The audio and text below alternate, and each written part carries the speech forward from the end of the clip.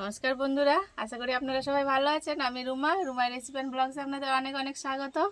আবার আমি একটা নতুন রেসিপি নিয়ে চলে এসেছি। আজকে আমি বানাবো একটা মিষ্টি জাতীয় খাবার, যেটা উপোস বা একাদশী সবারই ভালো লাগে খেতে। যারা কাঁচা ভিজানো খেতে পারেন না, তাদের জন্য এই রেসিপিটা।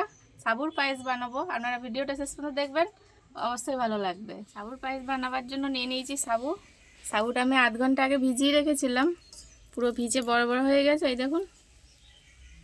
এটারই আমি পায়েস বানাবো। আমি পায়েসের জন্য নিয়ে নিয়েছি মিষ্টি। এটা হচ্ছে মিশ্রির গুঁড়ো। আমি আগে থাকতে গুঁড়ো করে নিয়েছি মিশ্রিটা। মিশ্রির গুঁড়ো দিয়ে বানাবো, কিন্তু রং হবে গুড়ের। আর ভিডিওটা দেখতে থাকুন। পায়েসে যতটা মিষ্টি লাগবে আমি আগে থাকতে দিয়ে দিচ্ছি। পরে অল্প করে জল দিয়েছি। এবার আমি মিষ্টিটা আগে দিয়ে দিচ্ছি। এবারে এটা আমি ভালো করে ক্যারামেল বানিয়ে নেবো।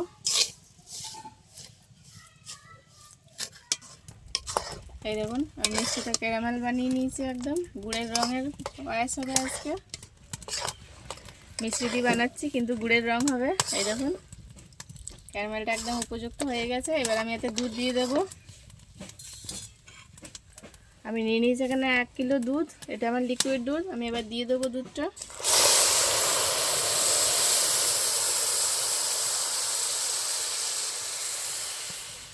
এই দেখুন কি সুন্দর কালার এসছে, চার মতন। আর এই যে গুড়, আমার চিনির ক্যারামেলটা এরকম হয়ে গেছে, গুড়ের মতন। আমার দুধটা ভালো ফুটে গেছে, অনেকটাই ঘন হয়ে গেছে। আমি 4টে এলাচ দিয়ে দেবো ফাটিয়ে। আরও স্বাদ আনার জন্য আমি 2 চামচ গুঁড়ো দুধ দিয়ে দেবো।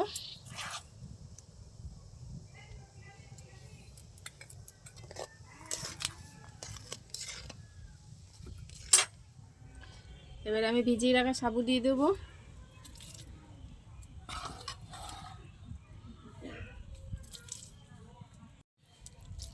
দিয়ে দেবো আমি 2টো তেজপাতা। আর ভিজিয়ে রাখা কাজু আর কিশমিশ দিয়ে দেবো এবার আমি।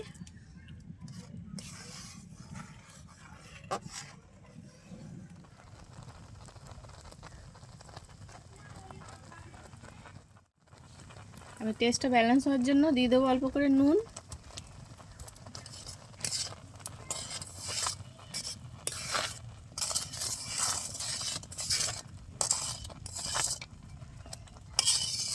আমার সাবুর পায়েস রেডি হয়ে গেছে, একদম তৈরি হয়ে গেছে। এবার আমি নামিয়ে নেব।